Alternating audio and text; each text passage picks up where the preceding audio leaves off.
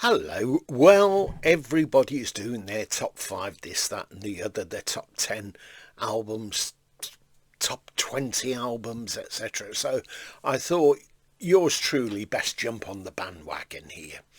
What I'm going to do is I'm going to do about the probably top 20 albums that I've really enjoyed over a number of years. Some when they were just released, some years later that I've discovered and they've become firm favourites. Anyway, this is the one that I'm going to start out with at number 20. And it's this one. Now, I did have this on vinyl originally. I'll come to the story of this anyway. ACD, If You Want Blood. This is the CD issue. Now, I first heard AC/DC, I think it was around about 1979, and I heard them on the radio. I think it was on Radio 1, and there was an in-concert of them. And I thought, this is tremendous, tremendous. So I recorded it, and I kept that for a couple of years or so. And anyway, I really enjoyed this gig on Radio 1, probably the In Concert series anyhow. So I decided to buy the album.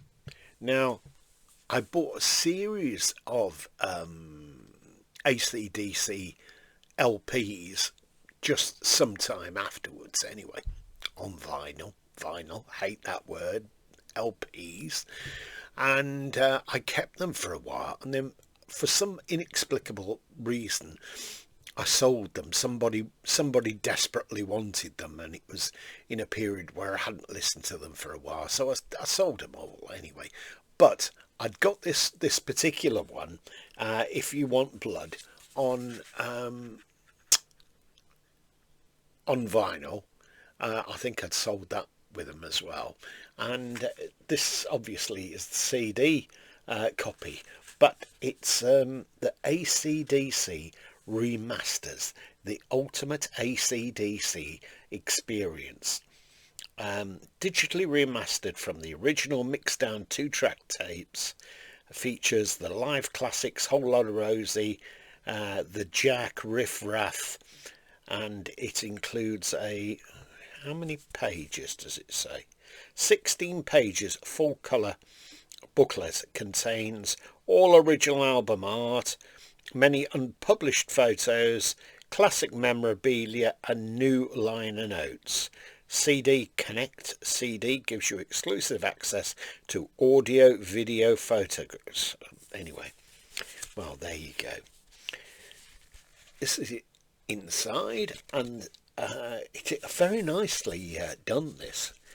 I bought this a number of years ago, and I thought, oh, shall I get a box set? Shall I get the box set of their recordings? Because there's various anthologies and collections of their albums. Well, I didn't anyway. What I should have done is I should have got some of the other albums available in this configuration. So this is the booklet, comes out. The guitar work, AC/DC, has always been smack on. All images on the album cover says it all. Angus Young, innocent stitched into the very fabric of his standard issue schoolboy suit, stands impaled by the depraved spear of rock and roll. Behind him, tattooed singer Bon Scott, who I like Brian Johnson, but I like Bon Scott, welcomes the diminutive guitarist over to the dark side, clearly aware from personal experience that it ain't such a bad place to be. In a sense, the AC/DC sound itself is a very product of the perverse, and If You Want Blood, you've got it. Drops you right in the middle of a live in the flesh celebration of that unholy union. Right, let's go on. Show you some of the photographs there. I think if he'd been going to our school, he would have been expelled. America plugs into AC/DC. It's wonderful, this. Yeah, I really like this. And this is before they started doing that silly dull paper on booklets. Nice glossy stuff. That's what I like to see. Lots of pictures. What's it say? All tracks recorded live during 1978 World Tour, mixed at Albert Studios, Sydney, Australia, and Albert Production for Albert International Music. Originally released on Atlantic, blah blah blah, 1978. Digitally remastered from the original master tapes of George Marino at Sterling Sound. Mastering supervision Mike Fraser and Al Quaglieri. That's my best pronunciation of that. This CD takes advantage of Connect D. Oh, I told you about that. You can put it in the PC and see more photographs, etc. in. A great album to own, this. And I don't know as I shall be getting any other AC/DC, but still, it's great to see.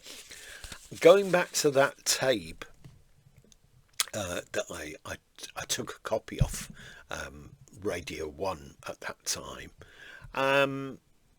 Roy and I were discussing AC/DC because he particularly liked them. So I said, "Oh, I've got them in concert. I've got a tape that I ran off in concert. I'll do a copy for you or whatever." Anyway, a couple of weeks came round later, and he said to me, "You remember that AC/DC in concert tape that you mentioned?" I said, "Yes." He said, "Have you run me a copy of?" I said, "No, I've not got round to it, Roy, but I'll sort it out when I see you next time," which wasn't very far off. So I brought him the original cassette from memory, and for some reason or other, I was busy doing something else. I didn't do a copy for Roy or whichever. So I gave him the original that I'd taken off the radio. I'd taken off the radio, and he was a stereo broadcast as well. And I said, "Here you are, you may as well have this." And he said, "Oh, you sure?" I said, "Yeah, you take it."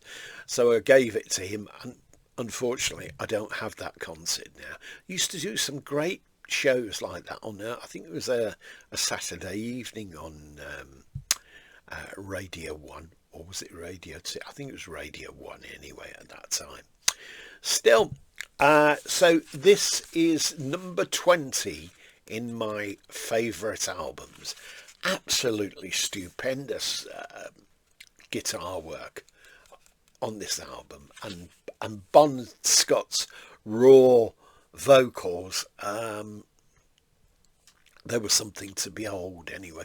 Sadly, he wasn't with us for comparatively that long, but a true rocker. So this is my number 20. Okay, I hope you've enjoyed this, and I look forward to any of your comments on this. And I shall carry on, not sort of over a week, but I shall start dropping in my favourite albums, and then it doesn't get a little bit otherwise it can get a little bit too tedious. Okay, hope you enjoyed it. If you have, tick a like, and otherwise subscribe, because subscribing helps the channel. Bye for now.